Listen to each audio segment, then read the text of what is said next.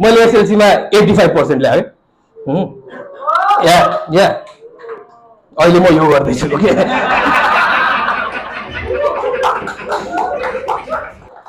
I got 85% किनकि के थाहा पायो भने पढ्नु इम्पोर्टेन्ट होइन रहेछ एक्जाम दिन आउनु पर्दो रहेछ you guys know that right exam दिनु इज अ डिफरेन्ट स्किल पढाउँदै पढाउँदैन स्कुलमा हैन मलाई यो सिकाएको मेरो नेपालीको tuition teacher the best thing he taught me is मलाई भने थियो एक्जाममा त्यो लेटरहरू निबन्धहरू सबै जे लेख्छस् राइट एज अ गर्ल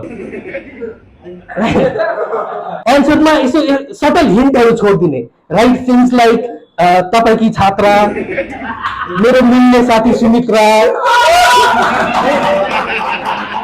बुवाले बाहिर निस्किन दिनु हुन्न म त कन्फ्युज भयो के लजिक हो भनेको लुक केटी बनेर लेख्यो भने टिचरहरूले धेरै मार्क्स दिन्छ किनकि Nepali teachers love little girls